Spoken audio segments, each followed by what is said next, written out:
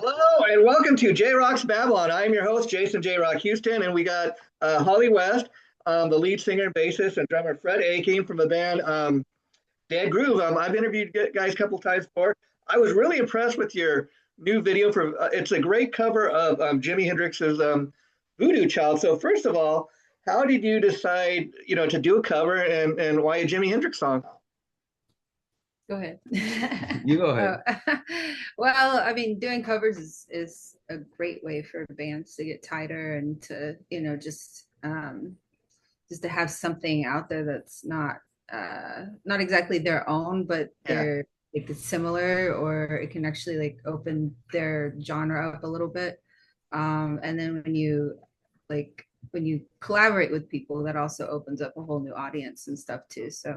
Um, so doing the covers, obviously, like a lot of people do it. So And I love the fact that it's, not the obvious choice for a cover. I mean, there's, who's not a Jimi Hendrix fan, but what I mean by that is you might expect, okay, hey, it'd be cool to cover Purple Haze or something, but, how many covers of that has there already been? I love the fact that you chose this song to give it a little more love. yeah. That's great. I mean, there's a lot of Voodoo Child out there, and Yeah. yeah, definitely a lot of Jimi Hendrix out there.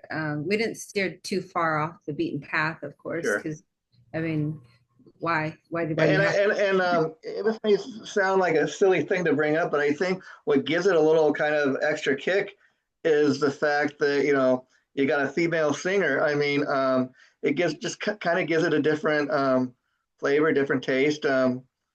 So talk about to me how much you guys. I mean, was Hendrix a huge influence on you?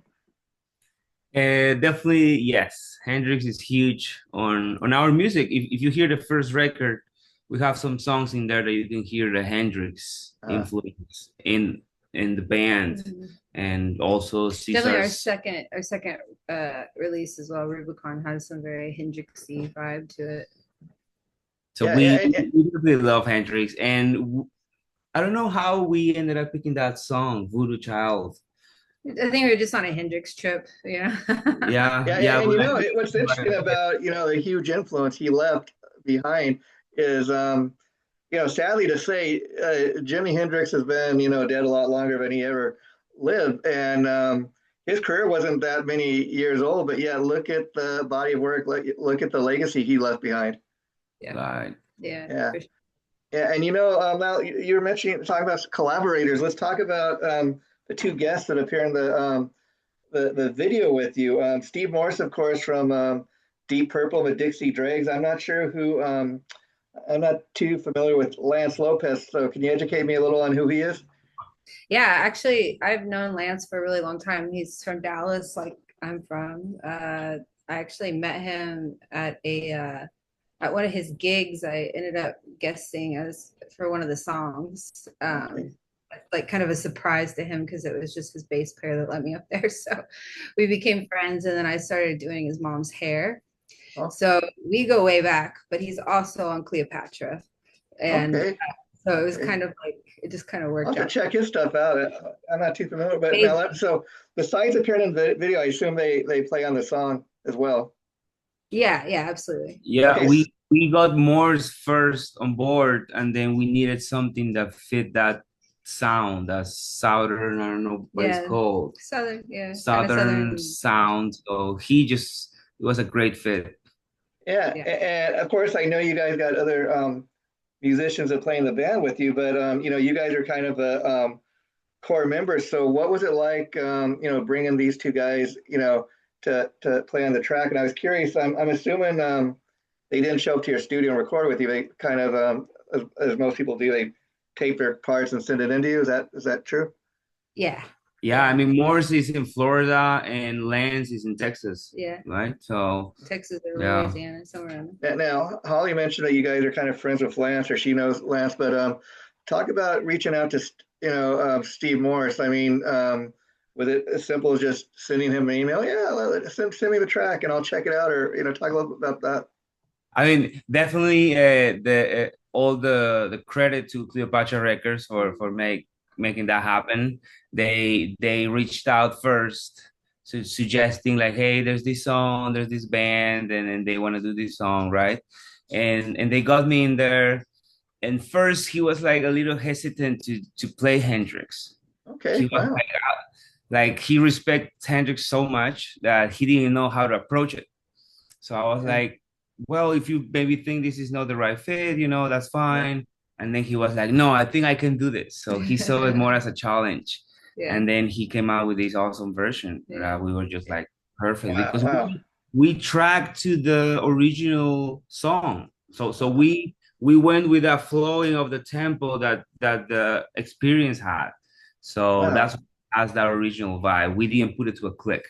Wow, yeah, it's kind of like I hear Alex Van Halen's putting together a new Van Halen album with Steve Lukather, the producer, and they're using some Old tracks guitars, right? yeah, that he recorded with Eddie before he died, and Lukather supposedly told Alex, "I'll help you produce it, but I'm not going to dare try to play any of your brother's licks. I'm not going to touch that, Yeah, Exactly. yeah, and talk a little bit about Steve Morse. I mean, he's quite a legendary musician in his own right. I mean, I remember years ago when he first joined Deep Purple, and he had the huge task of stepping into Richie Blackmore's shoes, which amazingly, I mean, he was in the band, I think, longer than Richie, and I think he got to a point where, he was able to fill those shoes. I think he's played almost 30 years with the band. Yeah, yeah, it's and so how big of a Steve Morse fan were you guys, or were you aware of his work? I mean, I started listening to Deep Purple. I'm 35. I Okay, started yeah, listening to so Deep yeah, Purple when I was like 13, 12 years old. So Steve Moore was already in the band, I think. So since I seen Deep Purple, he's always been there. So it was or Steve Morse or Richie Blackmore. okay, yeah, and so talk about the making of the video. I was watching the video. It looks like a pretty fun video. Again, I'm assuming they maybe recorded their parts at their homes or something and sent you the footage. Yeah. Yeah, absolutely. Yeah. We went to the Cleopatra office. We filmed our parts and different rooms that they have in there in the new office in Hollywood. And Steve Morse sent his parts from, he is at his studio. Oh And wow! same thing with Lance. And now, Fred, you're very, drummers aren't typically. I mean, this is a unique project for one thing because drummers aren't typically as heavily involved, like the writing and arranging and everything. I know you're a little more. So, talk about doing this project with Holly, Dead Groove, and how it's different from some of the other bands you've been in. I think it's very fun to be involved with the whole creative part. When you're part of that and you have a voice, and you see that the music is going, we are heading towards the same direction. I think it feels way different than just being the drummer. It's a totally different role. Yeah. Here, I tried not to be the drummer. I try to be more like songwriter, producer. Yeah, yeah. We put our minds in, okay, what's best for the song. So I kind of put that drummer mind on the side. And you think it's makes it any easier that you guys are such good friends, have known each other for so long. Like I imagine it'd be hard at this point to bring in an outside producer because maybe you wouldn't be as willing to want to hear what they had to say. I mean, I don't know. I feel like it would be very interesting to have a producer, but it will have to be the right person. Yeah. That's gonna be the challenge to find somebody that the three of us are like, whatever you say, Yeah. Yeah. Because I would think at a certain point, you're at a point in your career now where a lot more people are starting to find out about the band, and you've kind of got the said dead groove box as far as okay, this is what people expect from us. This is kind of our sound. We don't want to stray too much away from it. Yeah. Right. So sometimes also the producer is more like the engineer, and he's like suggesting the best ways to do whatever you want to do. So that also works very good. So I don't know. I'm pretty sure for in the future, because we want Caesar to be here and get on the room and start writing a whole record. So it might be an option to have also a producer. It would be cool. What's interesting is, again, you guys being the two core members of this band, you have a rhythm section. I got to say, just rhythmically, you guys are really locked in together. Yeah, definitely. Definitely. So with that being said, Holly, I was curious, you're obviously a bass player and the lead vocalist. So I was curious, when you first started playing music, did you start out as a bass player and became a singer later, or did you always do both? Yeah, kind of. I tried to play music a long time ago. You Yeah. know, I definitely wanted to be a singer.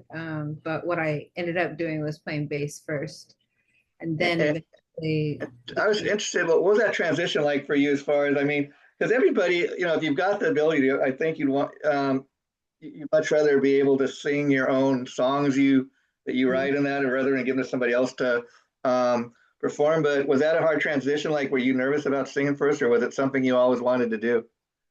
it's something I always wanted to do, and I knew that I was a good songwriter at least. So Yeah. I gave it a shot, and I just kind of put my ego aside. I didn't really care if people liked it or not. I was just going for it. And Yeah.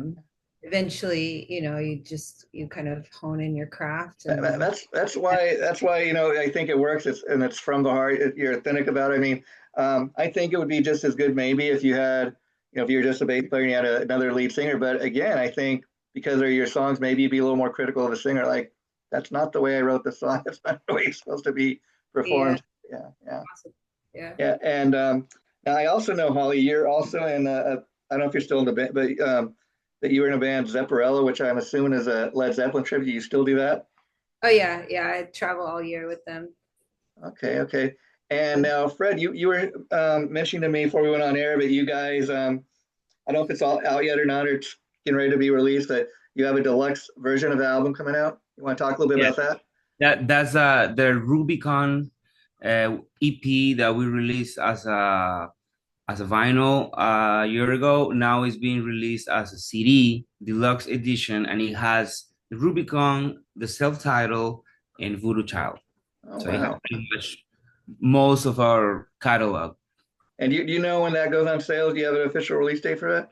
That one is already out. Oh, It okay. came out like a week. It came out the same day as as In Voodoo the Child, video, which was Friday Oh, 13th. okay. Oh, wow. Um, Yeah. and so you guys are busy promoting that. Have you had a chance to play live out much, or is that kind of the next step? Oh yeah, we've been playing in LA mainly the last year or so. Uh, Okay. we're headed to Texas next month. Oh, Um, okay. show in Austin. And again, March you guys are tight, but when you have a show come up like that, do you have to do a lot of rehearsal, or do you just kind of know at this point, well, we can do it? We do a lot of rehearsal because there's a lot of backing vocals and stuff, so we want to make sure that we're good to go. I mean that vocals takes a lot more time than the instruments. I mean, you can learn the song and be good, but if you don't condition your vocals constantly or start early, Yeah. suck. and Now, and I'm also singing background Yeah. vocals, so it's like the two of us.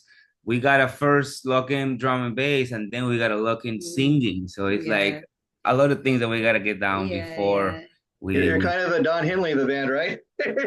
yeah. Yeah, yeah. hopefully not too hard. Yeah. That's what you guys got to do next is maybe a Eagle. duet. You laugh, Fred, but the background sound of the band is really important. I'm sure you know. I mean, look at It Van is. Halen, all those classic albums. Michael Anthony was the That's the background signature, sound. right? Yeah. Yeah, And totally. you go back and you listen to all those records. Now you can really hear his backgrounds. Yeah, yeah. I mean, the main guy that sings great is Caesar. It's our guitar player. He's a But great he's never singer, around, so. and because he's not around, it's like okay, now I gotta cover that role. So Uh, I think I've been doing all right. So getting better and He's better. getting a lot better. I mean, he didn't sing yeah, before. There were like gang vocals, and gang vocals yeah. are totally different. And I know, Fred, you're involved in a lot of other, like up until recently, I know you'd been playing with the Bold Boys, but they got back all the original guys. Yeah. So what was that like for you? The Bollywood experience was fun. It Uh, was a lot of things happened during those. It was like 4 or 5 years, I think. yeah. But yeah, I think it was just fun to go everywhere, play a bunch of Did shows, you ever go in the studio? Did you guys record any demos or anything that didn't get released? for One For the song. Bold Boys, like, did you go in with the studio, Mark Torrain, and did you guys ever lay down anything like in the studio? there was one song that came out, and then we were working on several, but just in that Uh, I'm just never coming out and yeah, yeah, yeah. those Of kind of course, tracks. Yeah, that makes sense. So you can understand. But just to say you were part of that, and I know you also, are you still involved with the Kings of Chaos? Yeah, well, Kings of Thrash. Kings of Thrash, excuse me. Yeah, yes. We actually came back from Japan. We just played 2 shows in Tokyo. It was great. Yesterday, right? Yes, I came back yesterday. Yeah. Oh wow, and you're doing this, and it don't even seem like you're tired, but you probably put on a good act, huh? Oh, yeah, well, no, we're Working all working day, already. yeah. We work for Cleopatra, so we do all the graphics and the videos and Yeah. Oh all wow. the Now let me ask. That's a interesting backstory. Were you doing that for the label before you got signed, and then you happened to mention, "Hey, we're in a band too"? Yeah. I was doing the Kings of Thrash record, like the vinyl and the CD, and we got signed. We went on the road, and then I remember seeing the actual vinyl, and it looked incredible. So I reached out to the label, and I'm like, "Dudes, it looks great," and blah blah blah. If you guys ever need somebody, and that was it. It happened. Yeah, it's gonna happen. Yeah. Yeah. So And he so on, and I came on later. wow. And so you're out promoting the new deluxe version of the album, but have you guys even started writing or recording anything new are you thinking about the next release? Yeah. We already have 3 songs that are like 70-80% there, but there was a tour that came first, and then we had this release, so everything started piling up. Yeah. So now that kind of like we're out of this whole thing. Yeah. We're gonna start working on it. We have a couple more releases coming soon that are like this. They're covers. But that's like a project we're doing with Cleopatra. So is that going to be something separate, or is that still going to be part of Dead Groove? Separate. It'll be separate of Dead Groove, but it'll be both of us on it with some key players. So just like Voodoo Child. I can't talk about it, but that's all I can say. Well, maybe come back and talk about it when you're ready to. But in regards to Zepparella, like where are you guys based at? Also LA? No, they're in San Francisco. I live here. I was gonna say I'm only aware of like one other like all female Zeppelin tribute out here, and I think it's the Lady Zepp. I don't know if you've ever heard of them. Yeah, I have heard. Yeah, and she's pretty impressive too. Melissa Jane Lightning. She does her own solo music on the side. She's involved in a lot of things. So yeah, our whole band, we have tons of solo projects. So you kind of have to these days, right? I mean, to even be able to. You get artists that get together to do these tributes, and they're all usually just looking to do something so that they can make money or sure. Yeah. And so Holly, when you were growing up, who were the musicians that you'd say really kind of influenced you? I mean, as far as bass players and even singers. Well, I didn't get into bass until way later, so I didn't know any of bass. But I was more into singers. Whitney Houston is my all-time favorite. Wow. Anything Whitney Houston, I pretty much cry over. I just love her. And I grew up listening to Cheap Trick and ZZ Top, and see, your influences are all over the place. That's kind of interesting, and it's kind of unique because when you listen to Dead Groove, you guys kind of got a hard rock edge to what you do. Like I wouldn't listen to Dead Groove and think you were influenced by Whitney Houston, but I now kind of understand listening to Dead Groove, like your influences are all over the place, and that's kind of what's interesting about your guys' band is, like I said, you got a hard rock edge to what you do, but I think what's interesting about your band is you guys, like, I can't sit there and say, oh, they're trying to sound like they're trying to be the next Metallica or whatever. You got your own unique sound, and I don't know if that's something you set out to do, but you've really accomplished it. Yeah, kind of. I mean, that's great. It's the people who have I feel like the people who have the unique sounds are the ones that stand out the most. And if you can take your unique sound and people really like it, then you've all of a sudden created more of a cult following that you have a lasting career with. Sound like everything else, then you get kind of washed away with everything else. And it's also very important to not overthink. Yeah. Like the music. Yeah. If you start thinking too much and start making changes and this doesn't sound right, if you let every player be, I think that's when you get that magic. It's organic. And that first record, we put a lot of work into it, but we kind of respected her. Each other, and there was a couple compromise parts. Yeah. It was like, okay, we gotta compromise on this. Two of them want this, one want this, or two, and we had to just like, okay, whatever. Yeah. And then the song ended up being great, you know. And again, what I love about the band is not taking away anything from other band members, but I think it had a lot to do with the fact that you guys are the core members, the creative force behind the band. A lot of times when you listen to a band or music, like it's all about the guitar. It's all about the vocals and it makes sense again because you guys are the core members. But this is a band that's really centered around the rhythm section, the drums and the bass, which don't always get all the attention as they should, you know. Yeah, absolutely. Fine. We're here to we know that get some for justice. Sure. Yeah. In fact, I had the opportunity to interview Carmine Appice a couple times, and he told me that, and you can tell by the way the guy plays and the career he's had. He's like, his concept of playing the drums is instead of being the guy in the backstage, he brings the drums to the front of the stage. He makes people pay attention to what he's doing, you know. Absolutely. Yeah, we like Carmine. We work with Carmine a lot too. Yeah. And I love Carmine. He's one of the greatest drummers. Awesome. Yeah, I just had a gig with Benny the other day, which was crazy. Like, if you ever get a chance to hang out with him and his brother together, man, it's a crack up from what I hear. I mean, it's like a piece, no, have a seat. Yeah. They have different yeah. Nice. And guys. so Fred, who are some of your drum heroes growing up? Drum heroes. I was so into the Mike Portnoy when I was a kid. When I started, like, that was like one of the main reasons I wanted to learn music so I can play Dream Theater. Oh wow. But then so I started with all the progressives era, you know. Definitely Emerson, Lake and Palmer. So Paul will be one of my favorites. Deep Purple for sure. First rock band I heard was Deep Purple, so Ian Pacey is one of my favorites. Then when I got metal, I started getting into, you know, Mike Portnoy and then Tool, and then I started playing tributes and learning a little more. But I would say, yeah, those will be my top. It will be Carl Palmer, Paul Hammond that plays with Atomic Rooster also is one of my favorites. Well, both of them wearing Atomic Rooster, so. Oh wow, you know, and like Deep Purple is a band I always point to. They're one of my all-time favorites. But like anytime you hear somebody say keyboards don't belong in rock music, so just listen to anything John Lord did, and then you tell me that, you know. Like John Jones. Like most of my favorite bands, they have keyboards. So awesome. And so, if you don't mind me asking, Fred, I was curious where you're originally from. From Peru.